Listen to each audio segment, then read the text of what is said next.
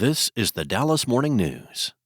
It's Tuesday, August 5th. Plenty of sunshine on the way today with a high of 96, clear skies tonight with a low of 75.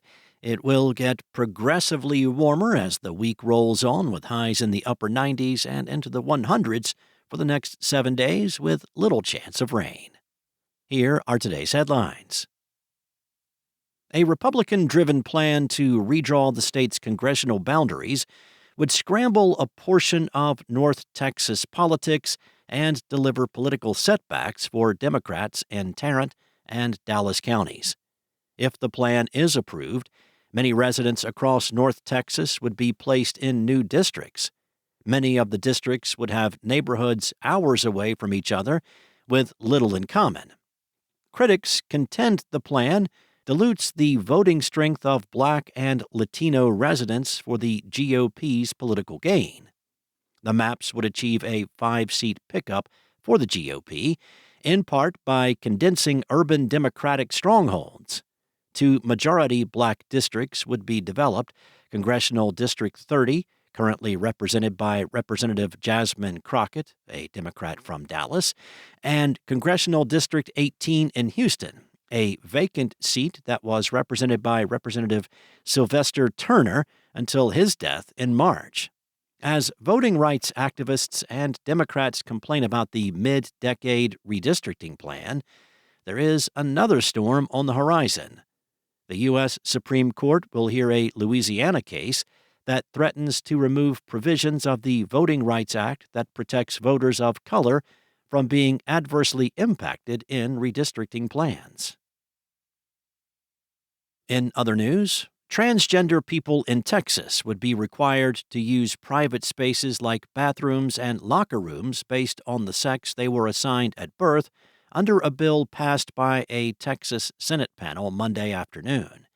Senate Bill 7, authored by Republican Senator Mays Middleton of Galveston, will mandate that people use private spaces in state, county, or municipal buildings according to the sex listed in their original birth certificate.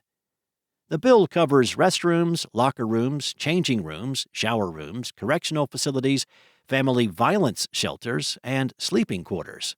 The Senate Committee on State Affairs passed the bill on a 7-0 vote after hearing testimony from hundreds of individuals in an hours-long hearing Monday. A majority of people who testified spoke against the bill.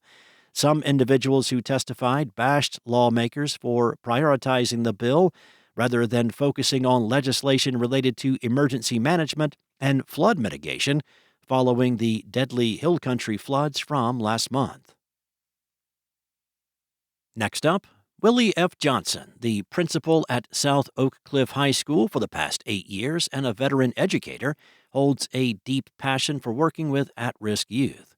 Johnson said not a lot of people opt for a job in education, but being able to shape the potential and efficacy of the students as well as transform the community makes room for a greater impact. In early June, Johnson spoke to the Dallas Morning News about the education system, challenges youth of today face, and the rise in violence among young people. When asked about teen violence, after cheerfully discussing his passion for education and the younger generation, Johnson's mood shifted. He said violence among teens and young people in Dallas is definitely an issue that needs to be addressed. It can start with the school system. This has led him to place more of an emphasis on mentorship and academic-focused programs at the school.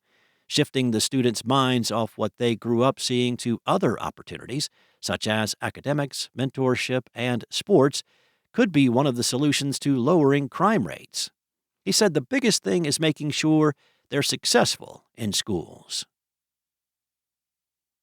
And 2 Gaza children arrived in North Texas on Sunday to receive life-saving medical treatment after suffering wartime injuries in their home country. The 2 boys, one aged 14 and the other aged 7, are part of the largest medical evacuation from Gaza. 37 people have traveled to the U.S. from Gaza to seek treatment, said a spokesperson for the Dallas chapter of Heal Palestine. The nonprofit group's mission is to provide urgent relief and long-term support to Palestinian children and families.